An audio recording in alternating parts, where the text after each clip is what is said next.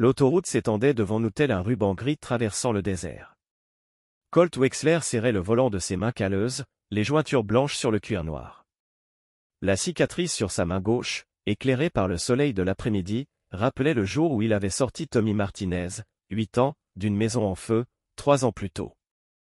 Les flammes avaient fait des ravages, mais le garçon avait survécu. C'est tout ce qui comptait. Tu conduis trop vite, dit Savannah sans lever les yeux de son téléphone. Ses doigts manucurés dansaient sur l'écran, tapant des messages à quelqu'un que Colt ne pouvait pas voir. Limite de vitesse, 75 km/h. La voix de Colt portait la voix grave d'un homme qui avait respiré trop de fumée lorsqu'il était pompier. Je roule à 70 km/h, le rire de Savannah résonna comme du glaçon dans un verre. Depuis quand respectes-tu les règles? Exactement. Depuis que je t'ai épousé, voulut-il dire. Depuis que j'ai commencé à marcher sur des œufs avec la femme qui me donnait l'impression de pouvoir conquérir le monde. Au lieu de cela, il garda les yeux rivés sur la route. L'idée de ce voyage était la sienne. Il faut qu'on se reconnecte, avait-elle dit 2 semaines plus tôt, debout dans leur cuisine, vêtue d'une robe d'été blanche qui moulait parfaitement ses formes. Tu te souviens de ces longs trajets? Juste toi et moi contre le monde. Colt se souvenait. À l'époque, le sourire de Savannah elle atteignit son regard.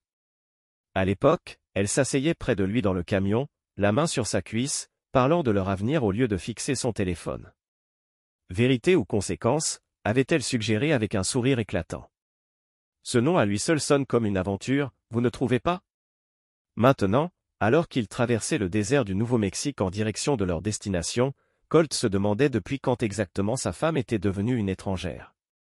Ses cheveux blonds étaient tirés en arrière en une queue de cheval parfaite, pas une mèche ne dépassait malgré la chaleur du désert. Son maquillage était frais comme un matin, comme si elle sortait tout droit d'un magazine. Elle portait des lunettes de soleil de marque qui coûtaient plus cher que ce que la plupart des gens gagnent en une semaine. « À qui envoyez-vous des textos ?» demanda Colt. « Juste des trucs de boulot. » Elle ne leva pas les yeux. Tu ne comprendrais pas, Savannah travaillait dans le marketing pour une entreprise d'Albuquerque. Du moins, c'est ce qu'elle lui avait dit. Ces derniers temps, Colt ne savait plus quoi penser de la vie de sa femme en dehors de leur foyer. La climatisation du camion ronronnait sans interruption, mais la sueur perlait toujours sur son front. Quelque chose clochait. Ça faisait des mois que ça clochait. L'intérêt soudain de Savannah pour leurs finances. Ses soirées tardives avec des amis qu'il ne connaissait pas. Sa façon de le regarder, parfois comme si elle le toisait dans le rétroviseur. Cole aperçut un SUV sombre, gardant une distance constante derrière eux. Il le remarqua pour la première fois à 32 km, juste à l'extérieur de Los Cusu. Les vitres étaient teintées en noir, ce qui empêchait de voir à l'intérieur. « Chérie », dit-il en désignant le rétroviseur d'un signe de tête. Ce SUV nous suit depuis un moment. Savannah jeta un coup d'œil en arrière, l'expression indéchiffrable derrière ses lunettes de soleil hors de prix. Ne sois pas paranoïaque, Colt. C'est une autoroute. Les gens roulent dans la même direction sur 20 mètres. Même vitesse, même distance. Tu te fais des idées. Sa voix était maintenant sèche. Tu devrais peut-être te concentrer sur la conduite plutôt que de jouer au détective. La mâchoire de Colt se serra. L'ancienne Savannah aurait été inquiète. Elle se serait retournée pour regarder, peut-être leur aurait-elle suggéré de s'arrêter pour voir. Si le SUV les dépassait. Cette nouvelle version dissipait ses inquiétudes comme s'il était un enfant nerveux effrayé par les ombres. Le paysage désertique défilait en vagues brunes et dorées. Des broussailles parsemaient les collines comme une barbe de 3 jours sur un visage mal rasé. Le soleil flamboyait au-dessus de nos têtes, transformant l'asphalte en un miroir scintillant. C'était un pays magnifique, mais rude, impitoyable. Le genre d'endroit où un homme pourrait disparaître sans laisser de traces. Tu te souviens de notre premier road trip, demanda soudain Savannah, la voix plus douce maintenant, presque comme au bon vieux temps. Colt s'en souvenait. 6 ans plus tôt, alors qu'ils sortaient encore ensemble, ils avaient conduit jusqu'au Grand Canyon dans son vieux pick-up, chantant de la country et s'arrêtant à chaque restaurant de bord de route qu'ils trouvaient. Savannah avait ri à ses mauvaises blagues et lui avait tenu la main par-dessus la table. Elle lui avait donné l'impression d'être l'homme le plus chanceux du monde. Oui, dit-il. Je m'en souviens. On était si heureux à l'époque.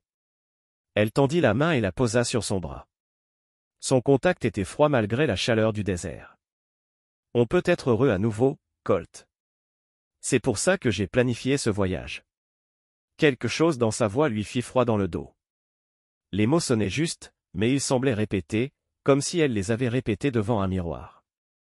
Je l'espère, dit-il, même si l'espoir lui semblait un luxe qu'il ne pouvait plus se permettre. À la déception de Savannah, elle retira sa main et se remit aussitôt à taper.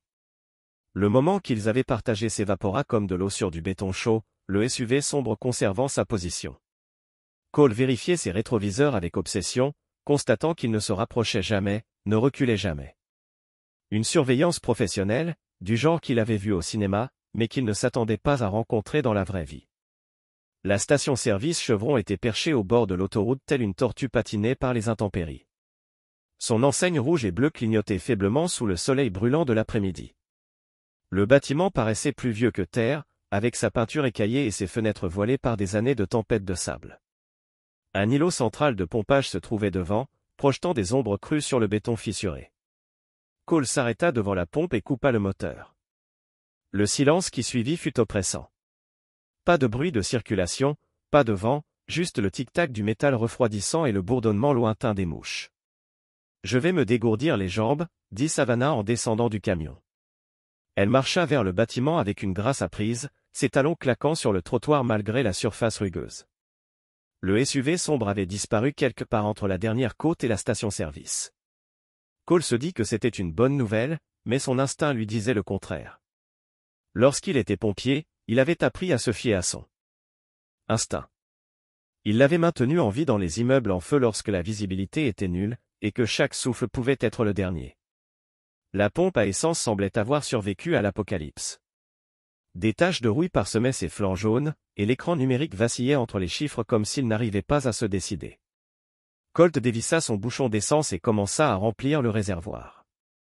Une odeur de pétrole mêlée à la poussière du désert lui montait aux narines. À travers les vitres sales de la station-service, il pouvait voir Savannah parcourir le rayon snack. Elle avançait avec détermination, vérifiant son téléphone toutes les 2 ou 3 secondes. Rien d'inhabituel à cela. Elle était toujours sur ce satané appareil. Mais quelque chose clochait. Sa posture était trop rigide, trop alerte. La porte d'entrée sonna lorsqu'un jeune homme émergea du fond du magasin. Une vingtaine d'années, cheveux blonds, un tatouage sur la manche du bras droit. Symbole militaire, aigle, drapeau, fusil croisé. L'encre semblait fraîche, comme s'il l'avait fait récemment. Son badge indiquait « Trevor, à l'aide », demanda Trevor, mais ses yeux n'étaient pas fixés sur Colt. Il scrutait l'horizon, nerveux comme un chat dans l'orage. « Juste de l'essence », dit Colt. « Un beau pays par ici. » Si vous aimez la désolation, la voix de Trevor était légèrement tremblante. Vous, les passants, vous vous dirigez vers la vérité ou les conséquences. L'idée de ma femme. Quelque chose changea dans l'expression de Trevor. Son regard se porta sur Savannah, puis revint sur Colt. C'est sympa. Escapade romantique, hein? Quelque chose comme ça. La pompe s'arrêta net. 42,17 $. Colt sortit sa carte de crédit et suivit Trevor à l'intérieur. L'intérieur de la station était encore plus déprimant que l'extérieur. Des néons clignotaient au-dessus de leur tête, baignant tout d'une lueur verte maladive. La climatisation s'affaiblissait comme un vieil homme avec des barres chocolatées à l'amphithéose et des canettes de boissons énergisantes qui semblaient n'avoir jamais été dépoussiérées depuis l'administration Clinton. Savannah se tenait au fond, faisant semblant d'examiner un étalage de viande séchée tout en tapant furieusement sur son téléphone. Son corps tout entier rayonnait de tension. « Lecteur de carte en panne », dit Trevor lorsque Colt lui tendit sa carte de crédit. Espèce seulement aujourd'hui, Colt sortit son portefeuille en comptant les billets. Trevor s'approcha. « Les toilettes sont hors service aussi », dit Trevor d'une voix forte, puis plus doucement. « Mais il y en a une à l'arrière si vous en avez besoin. » Leurs regards se croisèrent. Trevor était bleu pâle, couleur de ciel d'hiver. Une urgence vacillait, un message que Colt ne parvenait pas à déchiffrer. « Merci », dit Colt. « Je crois que je vais utiliser ces toilettes. » Tandis qu'il parlait, la main de Trevor effleura la sienne. Quelque chose froissa entre leurs paumes. Colt le caressa avec douceur. Des années de travail manuel lui avaient donné des mains rapides et sûres. C'est par cette porte, dit Trevor en désignant l'arrière du magasin. Prends ton temps. Colt marcha nonchalamment vers l'arrière de la station, le papier plié brûlant dans sa poche comme du charbon. Derrière lui, il entendit la voix de Savannah. « Chérie, où vas-tu » ?« Aux toilettes » répondit-il sans se retourner. L'arrière-boutique sentait l'huile de moteur et les cigarettes froides. Des cartons de stock étaient empilés contre les murs. À une époque, l'horloge était pendue de travers sur un panneau perforé couvert d'horaires de travail. Trevor le suivit et tourna immédiatement le verrou de la porte. « Tu dois m'écouter » murmura Trevor d'une voix pressante. « Ta vie en dépend. » Colt déplia le papier. 2 mots étaient écrits en lettres capitales, « Fuis maintenant ». Qu'est-ce que c'est que ce bordel ? Colt garda la voix basse, mais la tension s'infiltra dans ses muscles comme de l'acier à ressort. « Je connais ta femme. » Trevor passa une main dans ses cheveux, les laissant dresser de travers. « Je l'ai déjà vue. L'année dernière à Los Cusu. Elle était aussi avec Quint Barrow à l'époque. » Qui est Quint Barrow ? Mauvaise nouvelle. Vraiment mauvaise. Il travaille pour des gens qui font disparaître les problèmes.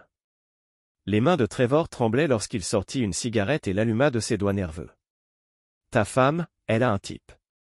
Des hommes qui réussissent, des types qui ont de l'argent, des assurances, des types comme toi. Son sang-froid s'est transformé en eau glacée.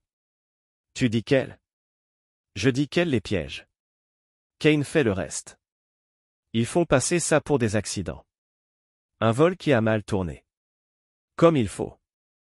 Trevor tira une longue bouffée de sa cigarette. Je fréquentais ce genre de bande. Des arnaqueurs, des voleurs, pire encore. Je suis parti quand j'ai vu ce qu'ils ont fait à Tommy Hernandez. Qui est Tommy Hernandez ? Un agent d'assurance de Roswell. Une femme mariée nommée Lisa il y a environ 2 ans. Un vrai canon, comme ta femme. Ils sont partis en camping romantique pour fêter leur anniversaire.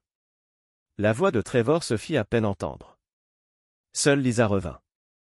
La pièce parut soudain plus petite, comme si les murs se refermaient. Une cicatrice froide palpitait comme toujours quand sa tension montait. Tu me dis que ma femme a l'intention de me tuer. Je te dis qu'elle l'a déjà fait. Tout ce voyage, cette escapade romantique, c'est une couverture.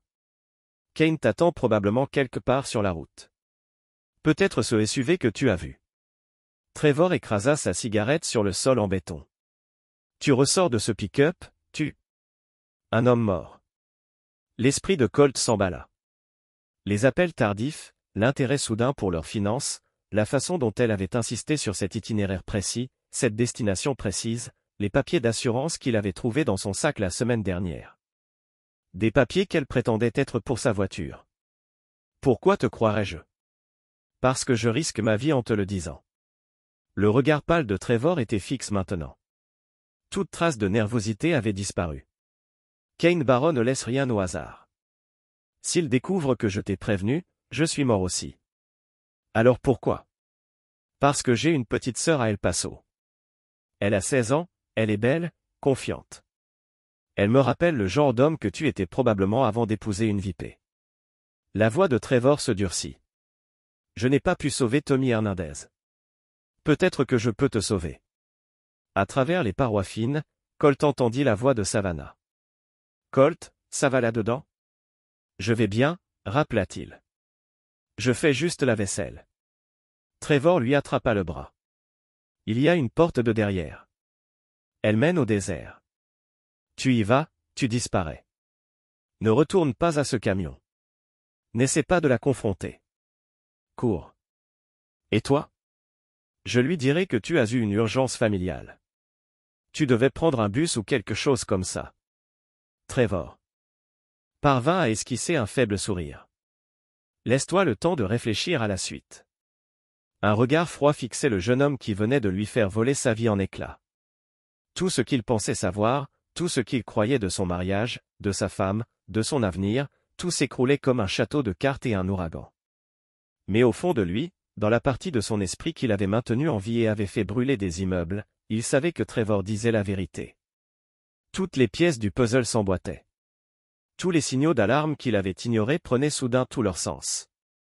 Merci, dit-il simplement. Trevor hocha la tête en direction de la porte de derrière. Il y a un ranch à environ 8 kilomètres au nord. Un vieux nommé Martinez le dirige. Dis-lui que je t'envoie. Il va nous aider. Colt agrippa la poignée de la porte, puis se retourna. Quel est votre vrai nom? Trevor Kane. Sergent-chef, retraité. 2 missions en Afghanistan. Il sortit des plaques d'identité de sous sa chemise. J'ai vu assez d'hommes bien mourir. Je n'allais pas en voir un autre tomber dans une embuscade. La chaleur du désert frappa Colt comme un coup de poing lorsqu'il ouvrit la porte arrière. Derrière lui, il entendit Savannah l'appeler.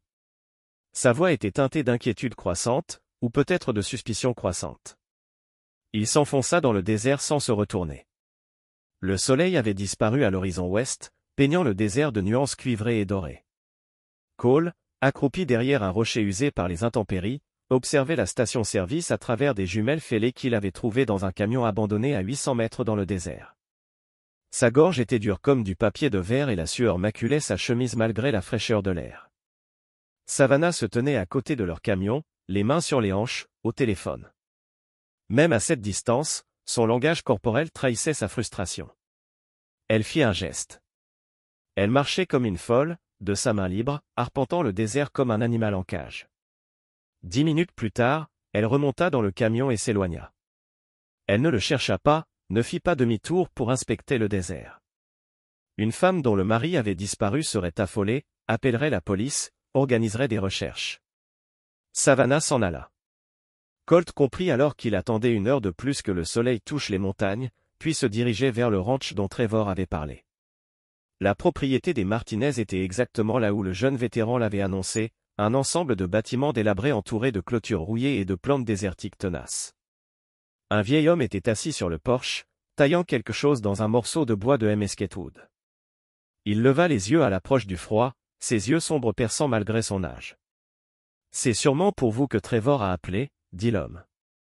Sa voix avait le rythme de quelqu'un qui parle anglais et espagnol depuis des décennies. « Je suis Miguel Martinez. Colt Wexler. Trevor a dit que vous pourriez m'aider. Ce garçon m'a sauvé la vie. La vie de mon petit-fils en Afghanistan. Je lui dois plus que je ne pourrai jamais lui rendre. » Miguel se leva lentement, les articulations craquant comme du vieux cuir. « Entrez. Vous avez une mine d'enfer. » Le ranch était simple mais confortable. Elena, la femme de Miguel, s'occupait de Colt comme s'il était son propre fils, lui apportant de l'eau, de la nourriture et une chemise propre. Elle ne posa pas de questions, murmura simplement en espagnol et secoua la tête en voyant son regard hanté. « J'ai besoin de passer un coup de fil, » dit Colt après avoir vidé son 3e verre d'eau. Miguel lui tendit un téléphone sans fil. « Votre vie privée est la tienne. » Colt composa le numéro de sa sœur de mémoire. Darla répondit à la 2e sonnerie. « Colt. Bon sang, quelle heure est-il? » Darla, j'ai besoin d'aide. Quelque chose dans sa voix a dû la toucher, car son ton changea immédiatement. Qu'est-ce qui ne va pas?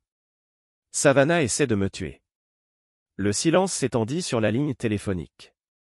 Puis, fils de... J'ai su dès le premier jour que cette princesse en plastique allait être un problème. Darla Wexler n'enjolivait rien. Elle n'en avait jamais fait. Elle avait 5 ans de plus que Colt, était bâtie comme une conductrice de camion et pouvait boire plus que la plupart des cow-boys qui fréquentaient son restaurant à Silver City.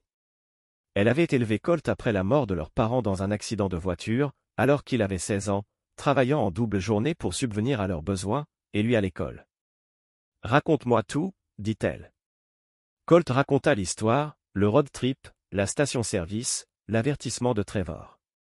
Darla l'écouta sans l'interrompre, grognant parfois pour montrer sa compréhension. « Où es-tu maintenant » demanda-t-elle lorsqu'il eut terminé. « Ranch dehors, demain. Des gens bien, mais je ne peux pas rester ici. Trop dangereux pour eux. Je viens te chercher. » Non, c'est ce à quoi elle s'attend. Je dois disparaître un moment. Trouver ma prochaine étape. Alors, qu'attends-tu de moi? Un endroit où dormir. Un endroit qu'elle ignore. Darla resta silencieuse un instant.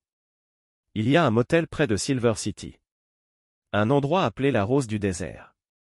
Le propriétaire s'appelle Jimmy Cordova. On se connaît depuis longtemps. Il t'hébergera. Pas de questions, pas de paperasse. Merci, ma sœur. Ne me remercie pas encore. Tu dois y aller en premier. Sa voix se durcit. Et Colt, quand tu seras prêt à écrire ça, tu m'appelleras. Je t'aiderai à l'enterrer. Après avoir raccroché, Colt s'assit dans la cuisine de Miguel et essaya de comprendre ce qu'était devenu sa vie. 12 heures plus tôt, il était un homme marié en escapade romantique. Maintenant, il était un fugitif se cachant de sa propre femme. Miguel apparut dans l'embrasure de la porte. Mon camion est à l'arrière. Les clés sont dedans. Tu peux aller aussi loin que tu veux. Je ne peux pas. Si, tu peux. Elena et moi, on est mariés depuis 43 ans. Si j'apprenais qu'elle voulait me faire du mal, il secoua la tête. Un homme a le droit de se défendre. Colt se leva et serra la main du vieux rancher. Comment te remercier? Survivre. C'est déjà une récompense. Alors que l'obscurité tombait sur le désert, Colt conduisait le vieux pick-up Ford de Miguel en direction de Silver City. Dans un rétroviseur, les lumières tamisées s'estompaient au loin. Quelque part, Savannah expliquait probablement à Canberra que leur plan avait échoué. Ils le chercheraient maintenant, désespérés de réparer leurs dégâts. Qu'ils regardent. Colt Wexler avait passé 20 ans à combattre des incendies qui voulaient le tuer. Il avait appris la patience, la stratégie et comment exploiter l'agressivité d'un ennemi contre eux. Maintenant, il était temps de traquer les chasseurs. Le Desert Rose Motel semblait avoir été oublié par le temps et par tous ceux qui étaient passés devant. L'enseigne au néon clignotait faiblement, manquant la moitié de ses lettres. La peinture s'écaillait du bâtiment de plein pied comme une peau brûlée par le soleil, mais c'était parfait pour un homme qui avait besoin de disparaître. Jimmy Cordova était plus vieux que la terre et 2 fois plus coriace. Il jeta un coup d'œil à Colt et lui tendit la clé de sa chambre sans demander de pièces d'identité ni de paiement. Darla appela à l'avance. Jimmy dit, la voix rauque à cause de décennies de cigarettes. Chambre 12. Des cabines téléphoniques près du bureau si besoin. La chambre sentait le désinfectant et la vieille fumée, mais le lit était propre et la climatisation fonctionnait. Colt posa ses rares affaires sur la commode et essaya de se mettre en chasse. D'abord, il avait besoin d'informations. À l'aide de la cabine téléphonique, il appela la banque et accéda à son compte. Ce qu'il trouva le glaça. Au cours des 3 derniers mois, Savannah avait retiré près de 15 000 $ en espèces de leurs économies communes. De petites sommes réparties sur différents distributeurs automatiques, rien qui puisse déclencher des alertes automatiques. Elle avait également réservé des chambres d'hôtel dans 3 villes différentes tout au long de leur route vers le Nouveau-Mexique. Mais la pire découverte survint lorsqu'il consulta leur police d'assurance en ligne grâce au vieil ordinateur du motel. Savannah avait augmenté sa couverture d'assurance vie à 2 millions de $ 6 semaines auparavant. Elle avait imité sa signature sur les papiers. Une fille intelligente, marmonna Colt, mais pas assez intelligente. Son téléphone vibra, un SMS d'un numéro inconnu lui parvint. Où es-tu? Il faut qu'on se parle. Il l'effaça sans répondre. Le lendemain matin, Colt se rendit au Jiffy Lube où travaillait Argentine. Il avait repoussé cette conversation pendant 2 ans, mais il avait maintenant besoin de quelqu'un de confiance. Quelqu'un qui sache gérer les gens dangereux. Ardan était sous le capot d'un pick-up lorsqu'il entra dans le garage. Elle portait une salopette tachée de graisse et ses cheveux noirs étaient tirés en arrière en une queue de cheval pratique. À 39 ans, elle était encore belle, d'une beauté qui ne nécessitait ni maquillage ni vêtements de marque. Bon sang, dit-elle en le voyant. Colt Wexler, qu'est-ce qui t'amène dans mon palais? Besoin de parler, dit Ardan en privé. Quelque chose dans son expression la fit poser sa clé à molette. Tommy, surveille le magasin, lança-t-elle à son fils adolescent, qui rangeait des outils dans un coin. Je serai au bureau. Le bureau était exigu, mais bien rangé. Ardan était assise derrière un bureau métallique recouvert de factures et de catalogues de pièces détachées. Colt s'assit en face d'elle, ne sachant soudain pas par où commencer. J'ai entendu dire que tu t'étais marié, dit Ardan. Une fille de la ville d'Albuquerque. Oui, c'est de ça que je dois parler. Ardan écouta Colt sans commenter. Lorsqu'il eut terminé, Elle se renversa dans son fauteuil et siffla doucement. Bon sang, Colt, tu sais vraiment comment les choisir. J'ai besoin d'aide pour retrouver Kimbaro. C'est un nom dangereux à lancer. L'expression d'Ardan devint sérieuse. Pourquoi venir me voir? Parce que tu étais sorti avec Rico Sandival. Et Rico connaît tout le monde dans le milieu interlope entre ici et El Paso. Ardan était sorti avec Rico pendant 2 ans avant de rencontrer Colt. C'était un petit contrebandier qui faisait passer de tout, des cigarettes aux immigrants illégaux de l'autre côté de la frontière. Pas un homme mauvais, juste quelqu'un qui a choisi une voie différente. Rico a quitté cette vie depuis 3 ans, dit Ardan. Il dirige maintenant une entreprise de transport légitime, mais il a toujours des contacts. Ardan le fixa un long moment. Tu sais ce que tu me demandes? Si je t'aide à retrouver ce type à la canne, je me mets en danger, moi et mon fils. Je sais, et je ne demanderai pas s'il y avait un autre moyen. Qu'est-ce que j'y gagne? La question le surprit. L'ancien Ardan aurait aidé sans hésiter, mais les gens ont changé. La vie les rend prudents. Que veux-tu? Demanda-t-il. Je veux savoir pourquoi tu l'as épousée plutôt que moi. La question le frappa comme un coup de poing dans le ventre. Lui et Ardan étaient ensemble depuis 3 ans. Ils parlaient de mariage, d'enfants, de construire une vie ensemble. Puis Savannah était entrée dans son monde avec son sourire parfait et sa sophistication urbaine, et il avait tout laissé tomber pour quelque chose de brillant. Parce que j'étais un idiot, dit-il simplement. Oui, tu l'étais. Le sourire d'Ardan était dénué de chaleur. Mais tu es mon idiot, et personne n'essaie de tuer quelqu'un qui compte sans passer par moi. Elle prit son téléphone et composa un numéro de mémoire. Rico, c'est Ardan. J'ai besoin d'un service. Rico Sandival les retrouva à une aire de repos près de Los Cusu. Il était plus costaud que Colt ne s'en souvenait, mais son regard était toujours aussi perçant. Ils étaient assis dans un box d'angle, au milieu du bruit des moteurs diesel et des camionneurs fatigués qui prenaient leur café. Kane Barrow, dit Rico en secouant la tête. C'est un nom que j'espérais ne plus jamais entendre. Vous le connaissez? Demanda Colt. Je le connais. Il travaille pour la famille Morale, à Uaré. Ils sont mêlés à tout. Drogue, trafic d'êtres humains, tueurs à gages. Rico sirotait son café d'une main ferme. Kane est leur intermédiaire. Quand quelqu'un devient un problème, Kane le fait disparaître. Combien de fois a-t-il fait ça? Le meurtre de son mari. 3, à ma connaissance. Peut-être plus. La voix de Rico baissa. Toujours le même schéma. Une belle femme épouse un homme qui a réussi. Souscrit une grosse assurance. Organise un voyage romantique dans un endroit isolé. Qu'ingère l'arrestation. Ardan se pencha. Comment le trouver? Pas vous. Cain vous trouve. Rico sortit une carte de visite et inscrivit un numéro au dos. Mais si vous voulez le débusquer, je connais quelqu'un qui peut vous aider. Maria Santos. Elle travaillait dans les renseignements pour la police des frontières avant de passer au privé. Quel genre d'aide? Demanda Colt. Le genre qui fait tuer des gens si on n'est pas prudent. Rico se leva pour partir. Sois prudent, Colt. La famille Morale ne laisse pas de témoins. Cet après-midi-là, Colt rencontra Maria Santos dans un restaurant à Messia. C'était une petite femme aux cheveux grisonnants prématurément et au regard qui ne manquait de rien. Elle écouta son histoire tout en mangeant une part de tarte, posant parfois des questions qui allaient droit au but. Vous voulez les faire parler, dit-elle lorsqu'il eut terminé. Leur faire croire que leur opération est compromise. Pouvez-vous le faire au juste prix? Maria donna un chiffre qui fit dire à Colt. Mais j'aurai besoin de quelque chose de vous. En échange. Quel appât?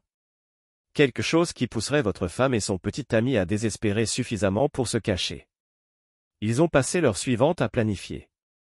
Maria avait des contacts et les forces de l'ordre local qui pouvaient mettre en scène une fausse scène de crime.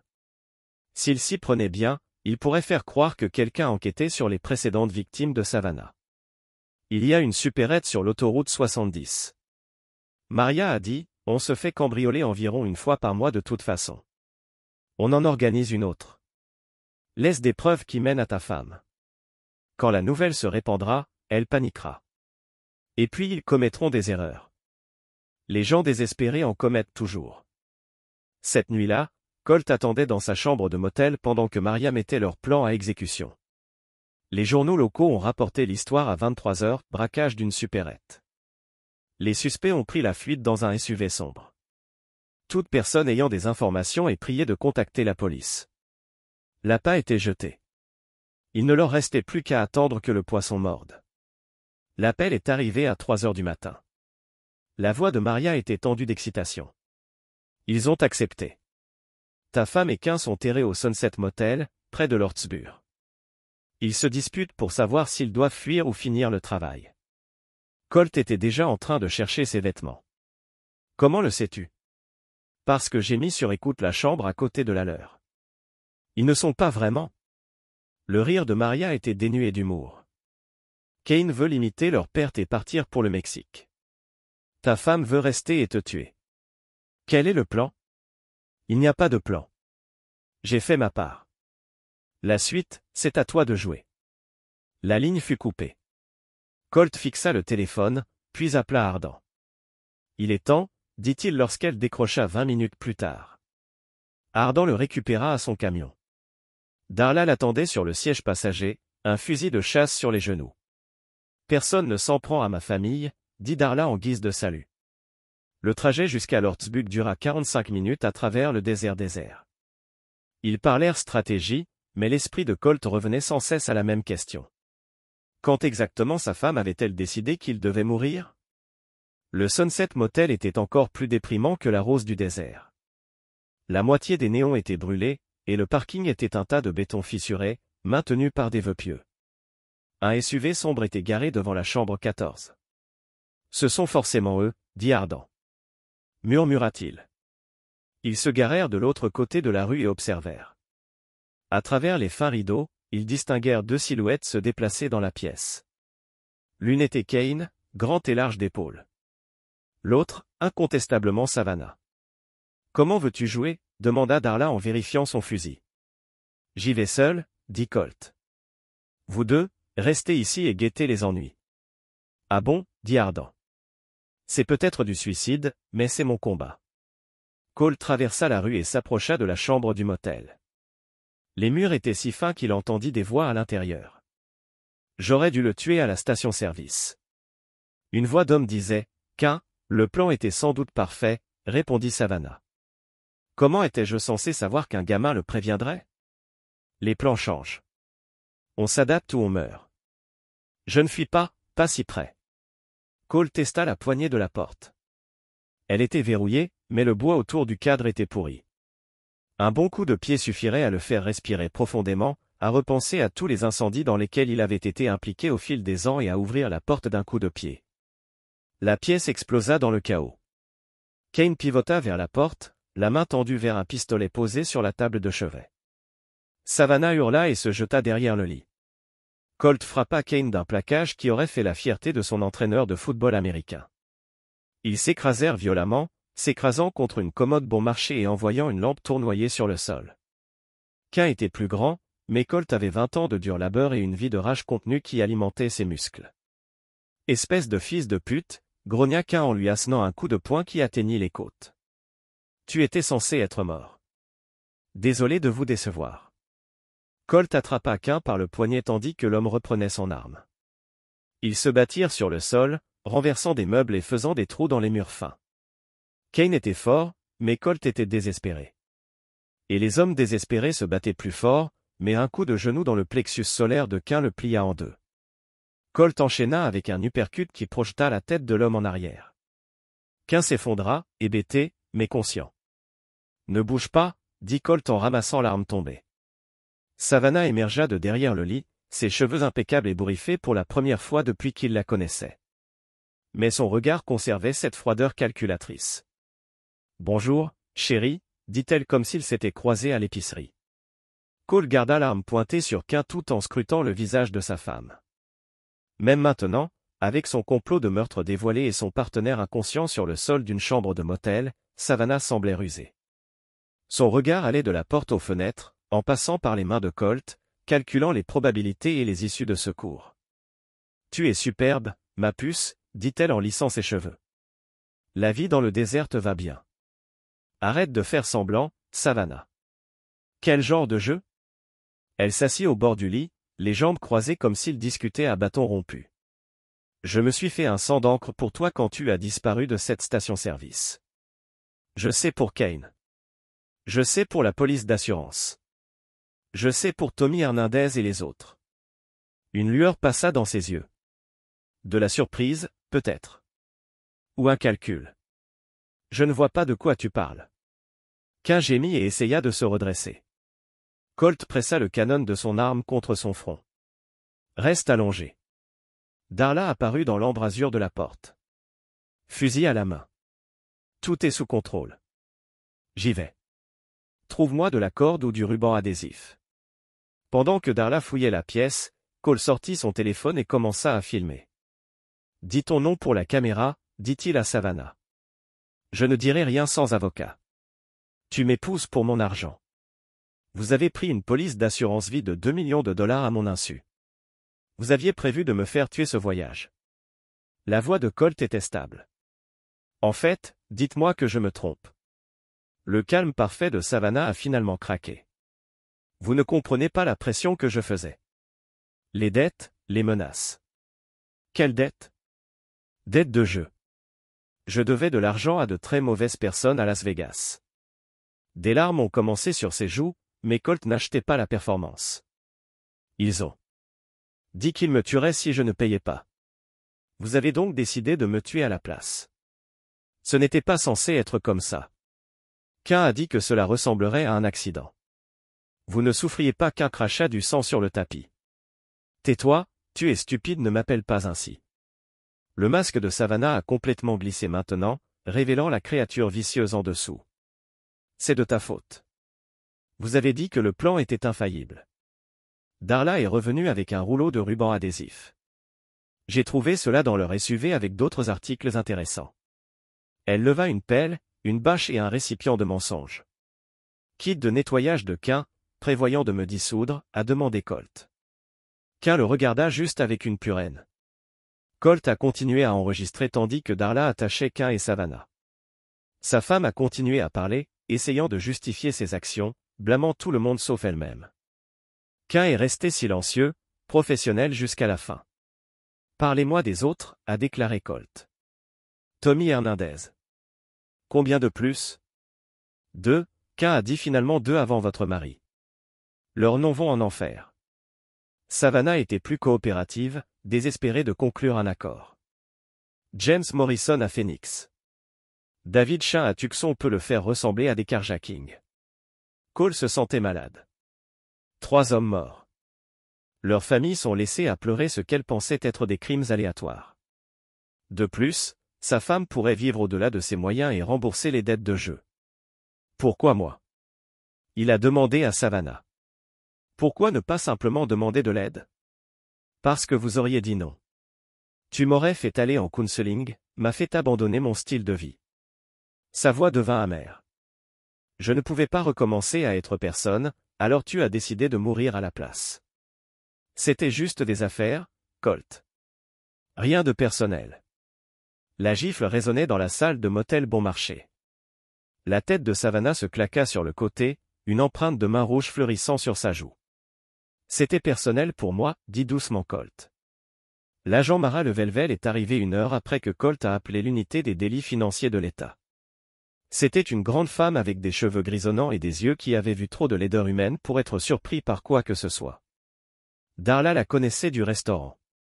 Mara s'est arrêtée pour un café tous les mardis sur le chemin du travail. En faire d'une chose, a déclaré Mara, en surveillant la salle du motel. Nous suivons Seber depuis 2 ans. Je ne pourrai jamais nous rapprocher suffisamment pour construire un cas. La berline s'approchait rapidement de l'est, donnant un coup de pouce de poussière du désert.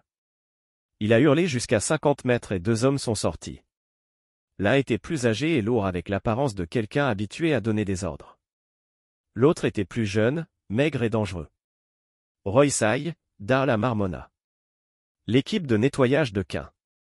L'homme plus âgé, Royce, a levé un fusil de grande puissance et tiré. La lunette arrière de la voiture de police principale a explosé. Le convoi s'est arrêté. Les officiers plongent pour se cacher derrière leur véhicule. Ils veulent être revenus, a déclaré Ardan. Vivant ou mort. Plus de coups de feu ont éclaté. Royce et son partenaire s'étaient positionnés derrière leur voiture, l'utilisant comme couverture pendant qu'ils se sont allongés, supprimant le feu. C'étaient des professionnels coordonnant leurs tirs pour garder la police épinglée. Nous devons bouger. Colt a dit qu'ils allaient encercler pour essayer de flanquer les flics, mais alors qu'ils couraient vers le camion d'Ardan, Royce les a repérés. Une balle a écuré l'asphalte à quelques centimètres de l'épied du poulain. De cette façon, Darla a crié, les conduisant vers un groupe de bâtiments abandonnés derrière le motel. Ils se sont mis à couvrir juste au moment où le partenaire de Royce a flanqué le poste de police. Colt a entendu des cris, plus de coups de feu, le bruit des portes de voiture claquant. À travers une fenêtre cassée. Il a regardé la forme inconsciente de Royce drag Kane à l'arrière d'une voiture de police. L'homme plus jeune a fourni un feu de couverture pendant qu'il chargeait Kane dans leur berline. Il s'enfuit, a déclaré Ardan. Pas si je peux l'aider. Cole avait repéré quelque chose dans le bâtiment abandonné, un ancien réservoir de propane connecté à ce qui était auparavant un chauffe-eau. Le réservoir était rouillé, mais avait toujours de la pression. Il avait suffisamment appris sur les explosions de gaz dans ses jours de lutte contre les incendies pour savoir ce qui se passerait si quelqu'un mettait une balle à travers. « Couvre-moi » a-t-il dit à Darla. « Que fais-tu » ? Quelque chose de stupide. Colt a attrapé le réservoir de propane et a couru vers la berline. Royce l'a vu venir et balancer son fusil, mais Colt plongeait déjà derrière une vieille camionnette. « Hé, Royce » cria-t-il.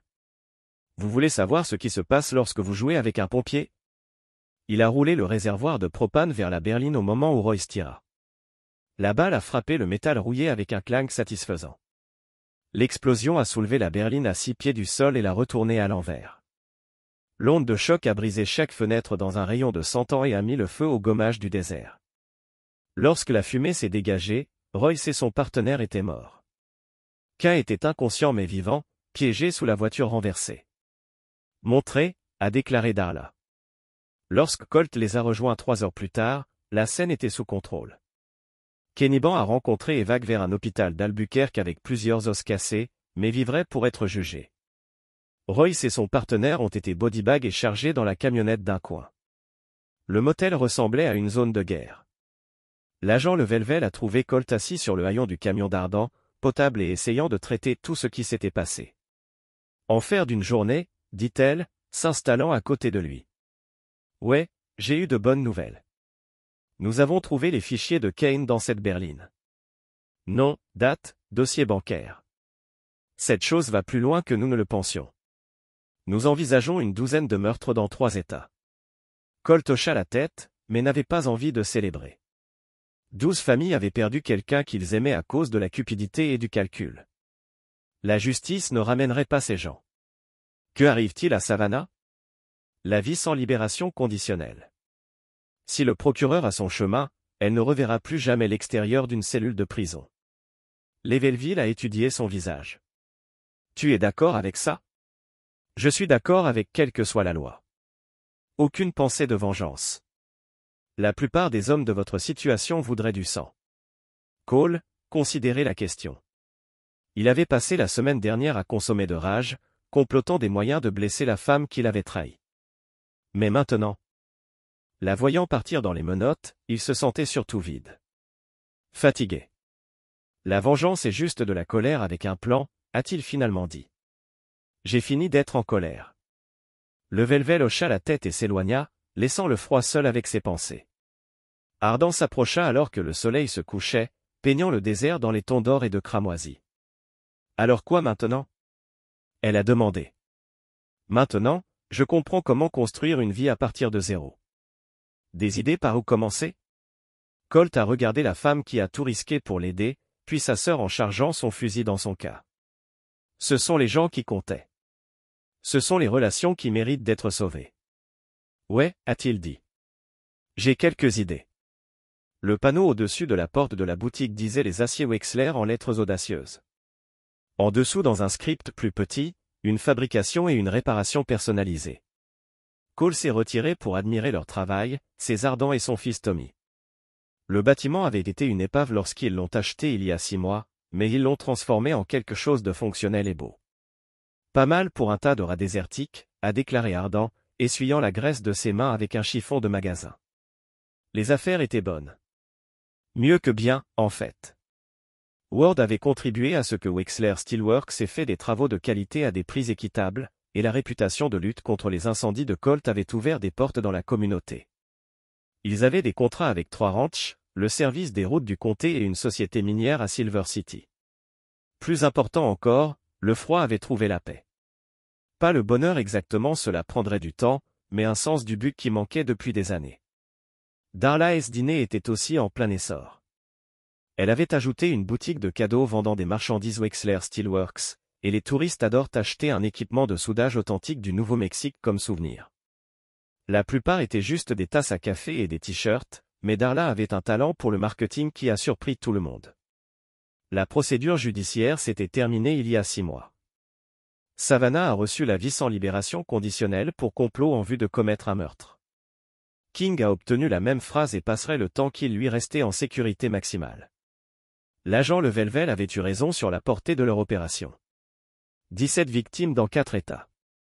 Tous ont réussi à poursuivre grâce à la tenue de dossier méticuleuse de Kane.